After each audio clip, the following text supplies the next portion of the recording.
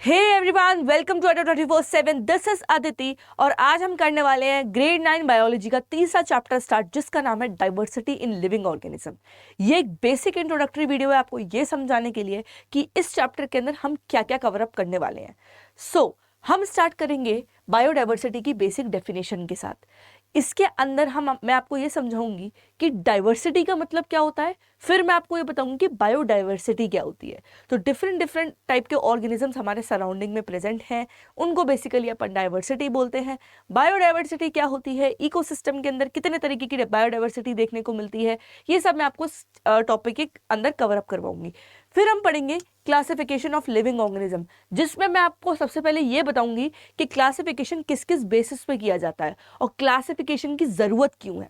ठीक है, इसके बाद अपन पढ़ेंगे रिलेशन, जो कि क्लासिफिकेशन और इवोल्यूशन के बीच में होता है। दोनों ही आपके लिए नई नई टर्म्स है, हम एक एक करके इनका मतलब भी समझेंगे, एनसीईआरटी भी कवर अप करते हुए चलेंगे। और इस टॉपिक के अंदर पर्टिकुलरली मैं रिलेशन बताऊंगी कि क्लासिफिकेशन और जो इवोल्यूशन हुआ है उसके अंदर का रिलेशन क्या है। आपके एनसीईआरटी में एक बहुत इंपॉर्टेंट टॉपिक है। फिर बायनोमियल नोमेनक्लेचर के बारे में अपन पढ़ने वाले हैं। इसके अंदर हम बेसिकली क्या पढ़ेंगे कि नामकरण करना। सी डिफरेंट वैरायटी ऑफ ऑर्गेनिजम्स हमारे इकोसिस्टम के अंदर प्रेजेंट है। अगर आप वैरायटीज की बात कर रहे हैं ना, तो कम से कम ये मैं आपको एस्टिमेट बता रही हूँ, 8.7 मिलियन स्पीशीज प्रेजेंट है प्लांट और एनिमल की।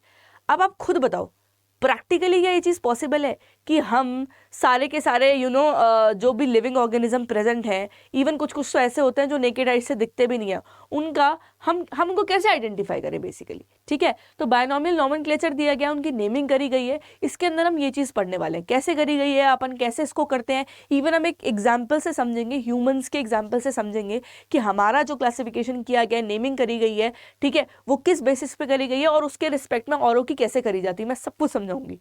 ठीक है, फिर अपन पढ़ेंगे हेरिडिटी ऑफ क्लासिफिकेशन के बारे में। ठीक है, कि क्लासिफिकेशन की हेरिडिटी क्या है। ठीक है, वो स्टार्टिंग से मैं आपको पढ़ाऊंगी एक टेबल के फॉर्म में। फिर लास्ट अपन कवर अप करेंगे 5 किंगडम क्लासिफिकेशन। देखने में बड़ा ही छोटा लग रहा है, अरे 5 किंगडम क्लासिफिकेशन पढ़ रहा है, पर ये भी एक अलग ही दुनिया है। तो थोड़ा सा मैं फ्लो चार्ट के फॉर्म में बता देती हूँ। सो माय डियर स्टूडेंट्स, ये है 5 किंगडम क्लासिफिकेशन का फ्लो चार्ट। ठीक है, जिसके अंदर अपन को 5 किंगडम कवर अप करने हैं। ठीक है, और ऐसा मत सोचना क्लासिफिकेशन जो ये हुआ है ये क्यों हुआ है, किसने दिया था, ये सब भी मैं समझाऊंगी।